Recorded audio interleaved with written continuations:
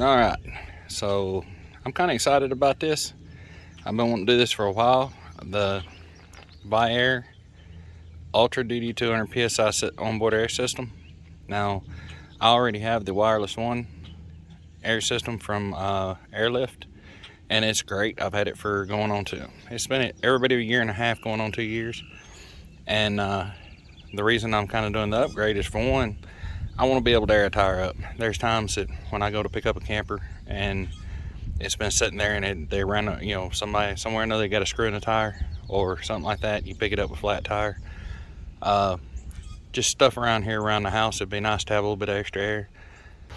The air chuck that I have on the back of the truck right here, if you can see that, it has the standard I think it's 1/4 inch airline running to it, and I've stepped it up to 3/8 airline that's going to come back to that to get the air out the hose a little bit quicker. I probably won't ever even hook this curly hose into it. I have a 50-foot rubber airline that I'll probably use, and I'm stepping it up. This is 3/8 going to the train horns as well, so I want to keep that the same. So I'll come straight out of the air tank with that, and then I'm gonna have to reduce the airline down to go into the air manifold on the WirelessOne. And I bought 3/16 line to go there. So I will get this set up, and then I will come back and show you. I may show some things here and there along the way, but I'm thinking it's going to rain today. I'm probably going to jump in and try to get on as fast as I can. May even be tomorrow before I get to come back and show the overview. Alright, so when I looked at it, I thought the tank was going to fit between here and here really good. I mean, it was going to be a good snug fit. There's going to be U-bolts that run right up and down through here. There's no way for me to miss this. So I'm thinking I'm just going to have to bring one of the U-bolts out and go up on the outside of it and hope there's still enough room for that to fit. And then I did have to take one of the braces for the step off because it was hitting the back side of it. Now I could probably work it down a little bit, and I may try to do that after I get the tank on. That way something's better than nothing, but for right now I'm just going to do it like this. What I did here is made a couple of brackets out of 1-inch aluminum tube and bolted the tank to the brackets, and then the brackets will slide right over the frame, and I secure it with the U-bolts that I made out of the all thread. You get your better shot of that when it's all on. This wouldn't have been all that too awful bad if I wouldn't have been trying to miss that sensor right there. And I did, but it put a little extra frustration. Now I need to come back, put some kind of a spacer in right there to keep it from tightening up over time against it. Well, dang, I'm giving up for the night. I did get the mounts built for the compressor in the tank, and the tank is actually on. You can see it, well, right through there. And I did have to remove that step, but I really doubt that I'll ever notice, or the brace for the step. I seriously doubt I'll ever notice that missing. And it doesn't hang the drain valve. You can barely see it below the step. I think I'm gonna be happy with it. But post rain tomorrow, I did get the tank all plugged up. I'm not sure when I get to finish it up, but here is the wiring. All right, there is a hot that comes from the WirelessOne, which is this fuse right here, and that's the same wiring that's been on here for a year and a half that I put on when I installed the WirelessOne. This is the hot wire that goes to the Viair pressure switch, and then there's a ground wire also coming from the WirelessOne. Now, I went through my fuse box. This is not necessarily how I wanted to do it, but it was available. I'll probably will change it up later on and put it on a different. I just didn't want to run anything into the cab, and that's the only way I knew to get switched power, because I wanted to make sure it cut off and on with the ignition. So I went to this pin right here where the wire's at, and that is my switched hot, and that also goes to the pressure switch that's on the air tank. So I'm gonna put the fuse box cover on. I tuck those wires in a wire loom right down through by the inner fender. Where it comes down to the inner fender, I came right straight back across that first cab mount and just zip tied it to the existing wiring coming on back through here. And then right here at the second cab mount, there is a see the tube that runs across right there. I believe it's also got a fuel line there that is mounted to that tube. It's this tube right here. Alright.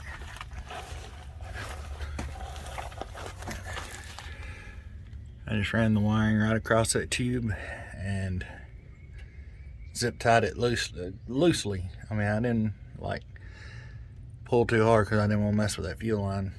You know, I didn't want to pull or push against it. That's more important. But I did put quite a few zip ties all the way across. And now from the other side of the truck, you can see it coming across the fuel line. It cuts up and goes over the top of the frame, cuts back in with the factory wiring harness, and runs to the forward to the pressure switch. Okay, now this here is a 3/16 air line that ultimately goes to the airlift Bluetooth manifold. Alright, I did that to choke the air pressure down so it wouldn't be getting 200 psi on that, because it's not meant to take that kind of pressure. And I wished I could have actually choked it down even more, but that's what I had to work with. And I put the split loom on it to keep it from getting against anything, and I will probably add a couple more zip ties. But I would really like to change this fitting out. I am not a fan of the push to connects, the quick connectors. I like the manual ones with a nut on it. And then here's where I decided to put my emergency pop-off valve, so if it gets too much pressure, it'll blow off right there.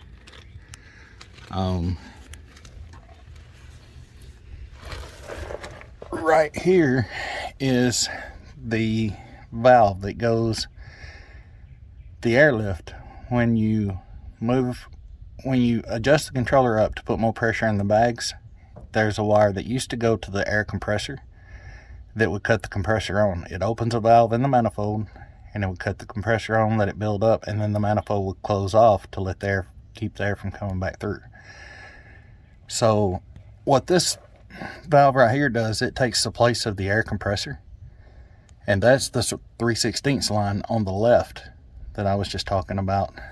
On this side, that's the 3/16 valve there coming in from the air tank, and then on the right it goes out to the WirelessOne manifold right here. That's it going in the top right up there. So that chokes it down to slow the air down so that this thing can keep up. If you put 200 pounds of pressure to it, it would go up so fast that this thing wouldn't have enough time to, wouldn't have a good enough chance to stop it.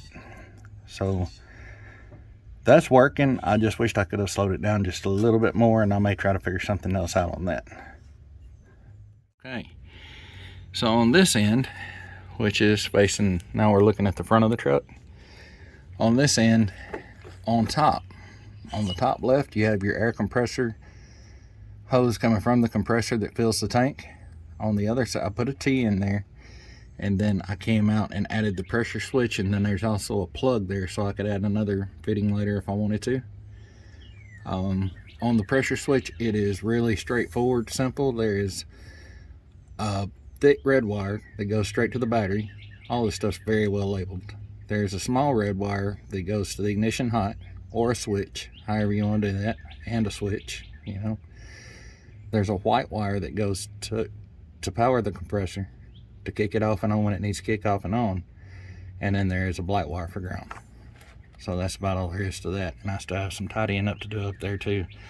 I finished this up yesterday, and I've been driving it around and playing with it, seeing how to work and making sure before I go any further.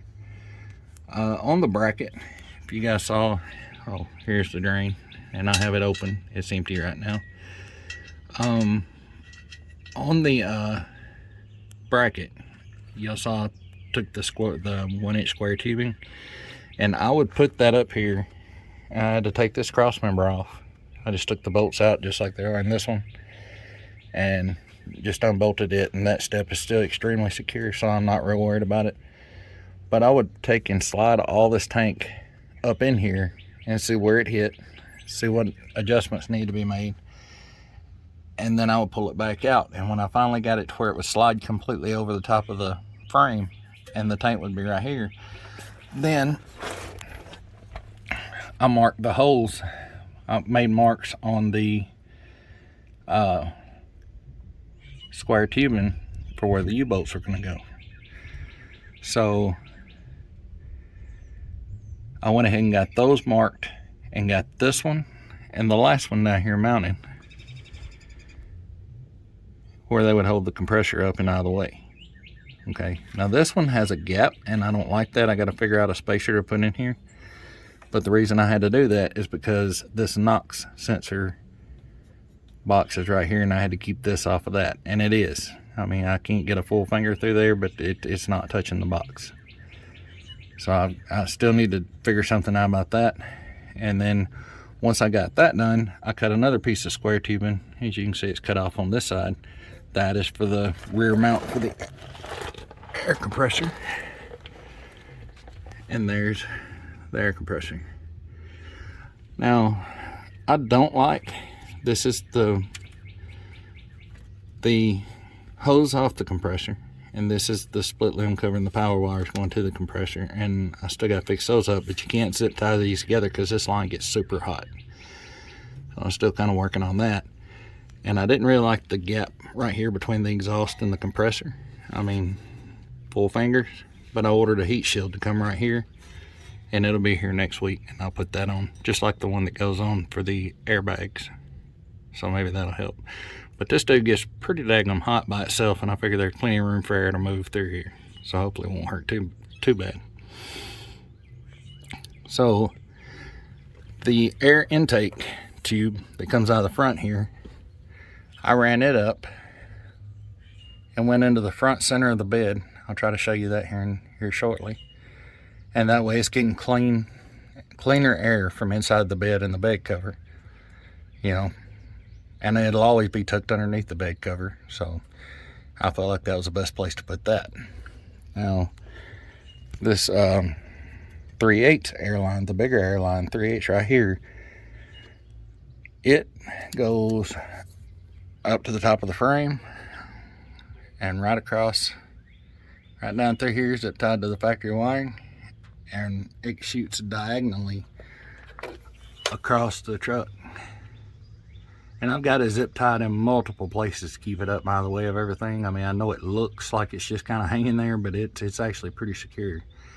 And it goes all the way across. It's actually connected again, if you can see, to the fuel tank over there, along with the air lines going to the airbags. And there's the airbags. They're pretty well stretched out. I got 70 pounds of pressure in them to get the truck jacked up so I can have more room under here to show you guys. So now we'll move on to the back of the truck. Starting where we left off, that airline runs right across through there to that wiring harness right there, and it's zip tied along the top of it all the way back on this side of the frame. And then you can see the two shiny black split looms that curve around. Those are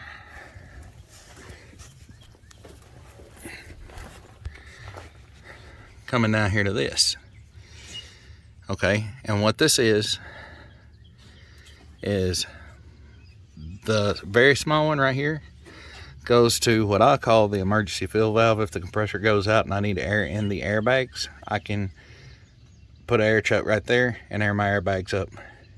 Okay, this is connected to the 3/8 line right here that goes to where we just left off on the air tank. So it's a straight shot from the air tank right into this chuck. Okay, so it's getting air right straight from the tank, no kinks, no nothing. And then this fitting is another 1/4 inch line that goes up. It's hard to see and it's kind of a mess. I've zip tied that back the best I could, but I'm still trying to figure out a way to tidy it up a little bit. That goes up to the gauge, and I explain that when I get up to the gauge, but that's where that line goes to. And this red wire right here goes to the backup lights. And all this is a piece of metal that I found laying around, and I bolted it to the inside of the back bumper. I just liked it better tucked out of the way here, and I got to put multiple things on. I wished I'd put those a little further apart, but I didn't, so it is what it is. And then I also added this to extend this down so I wasn't having to reach up under here. I've used this a few times without an air tank when it was just tied into the airbags. It didn't work very good, but it's a lot easier to get a hold of. Like if you're in snow or mud or something, you can get a hold of it a lot easier with it hanging down just a little bit. Okay, so when I put this toolbox in, it sets too tall, and I had to change my 7-way plug back to over there to get it where I can still get to it. So that left me a hole right here, and I ordered some plugs to go in that hole to cover it up. But when I saw this gauge come out, I thought, what's the chances of that fitting right there? And no doubt it went right in just like it's supposed to. So that's why I had the airlines run up the inside of the bed, is to go to that gauge. I've also tied the light on this gauge into the bed lights and the backup light, the work lights, whatever you want to call them, under the beds. All right, the WirelessOne remote. Let it boot up for a minute. And see, I got it set on 70 pounds, if you can see that. Let's take it all the way down to 5. There's 5. It comes down pretty quick. But before, it took forever for it to go up. I mean, it was functional, it was fine, but I just would have liked for it to have been a little quicker. And then once it gets down, now we'll go to 25. That's the 25 preset right there. All right, let's go to 75. Just to show you, let's go back down to 5. We'll go back down to 5. And then just to kind of show you guys how fast this thing actually works now, let's go to 75.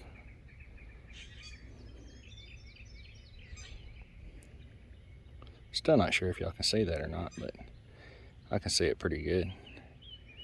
3, 4, there's 75.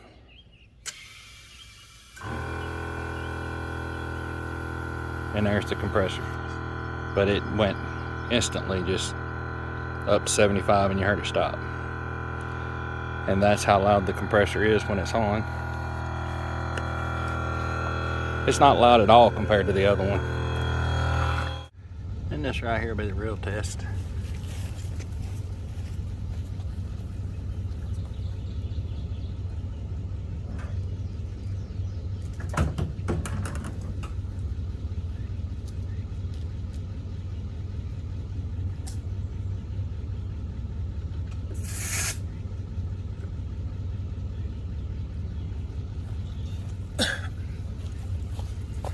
Now, I've not used any of this stuff yet. It came with the kit. I've used my regular air hose. I'll try to turn that where you can see it. Pressure kicked on. That's that 3/8 airline working right there, because it just lets the air come right on through. The smaller airline may not have kicked the compressor on so fast. And this is a 33 1250 that was completely flat.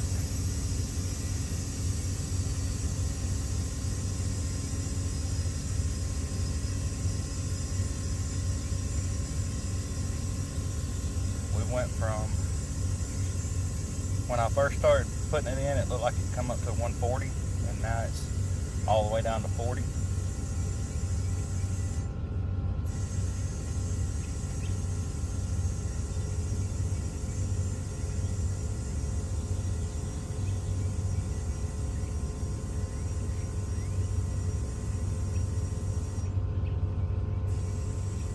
It's only about 5 psi. So I can still hear the air going into the tire.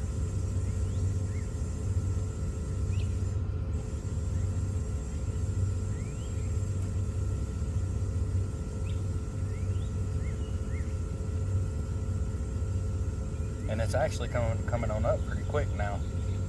The needle was moving this way, now it's moving real slow back up. It's almost at 20 psi now.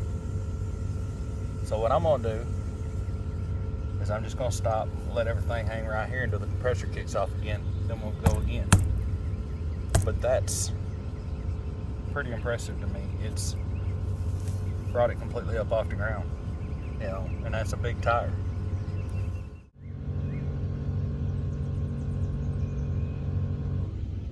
Alright, the compressor just kicked off.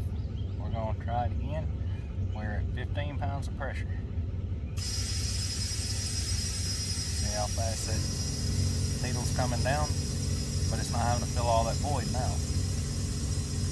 So it should build pressure up pretty quick. There's 20, almost 25. I'm going to go 35 with it. There is 25. If we can get 30 hits, 35 pounds of pressure on 2 full charges of the air compressor. I mean, and there's no doubt, there's 30, that it would have actually filled up if I would have just held the button, the trigger down a while ago, but that's too much. I'm not going to sit here that long, and I don't think y'all want to see me sit here that long. Almost.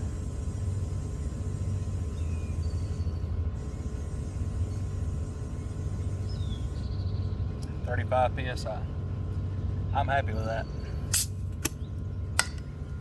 Alright, so this is my little utility trailer that I never use. And it's sitting here with a dry rotted 205/75 14. This shouldn't be any big deal. Let's see how it goes. And because the tire's so dry rotted, I'm not going to do anything crazy with it. Probably maybe 30. So I doubt you guys can see that from this far away, but I'll leave it there anyway.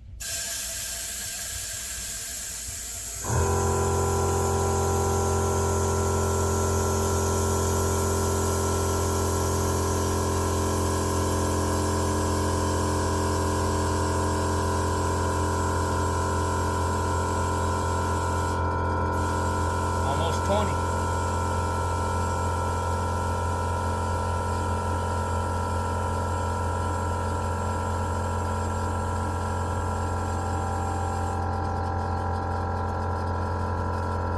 Almost 30.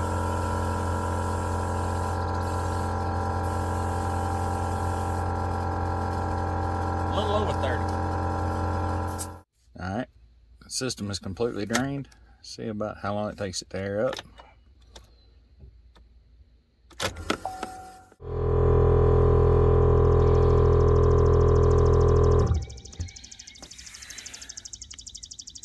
Five minutes, 21 seconds to go from 0 to 200. Another test I thought would be good to do, I see other people doing, is I'm going to release the air until the compressor cuts on. That'll put it at 165 psi, and we'll see the recovery time.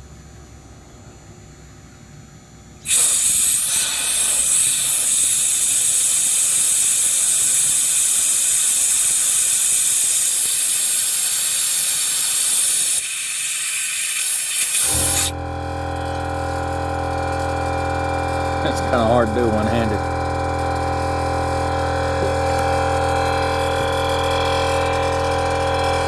but I did, and I think that was fairly close.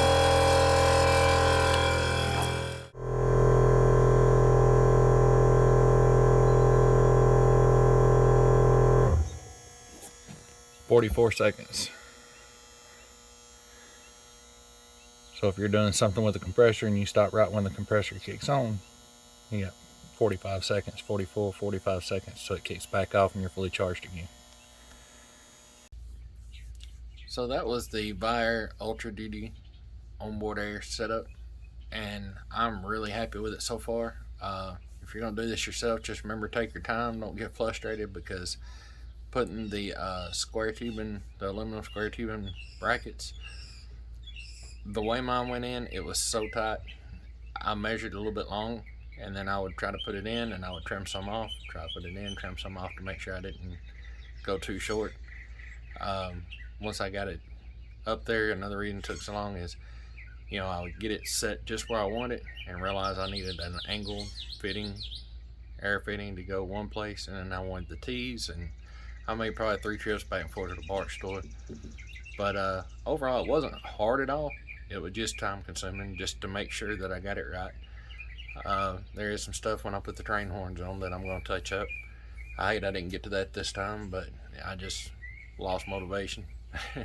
Like I say, first day I got a late start. The parts store closed and kind of put me off to the next day, and when I woke up the next morning it was raining like crazy, so I didn't get to do anything until really late that afternoon that day.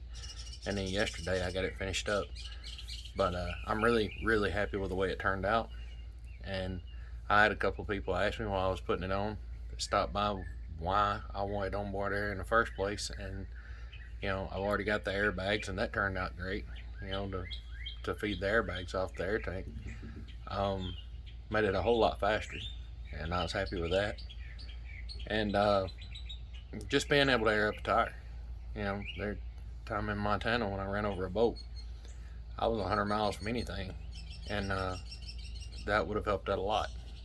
Just give me a lot of peace of mind to know that if I did have a slow leak or something like that, I can air it up myself and go on down the road. Also, growing up on a farm, there was always flat tires on farm equipment and all that stuff. I would love to have that back then. So that about does it for this video. I hope if you're looking at doing this to yours, I hope that you found some good information in here that you can use.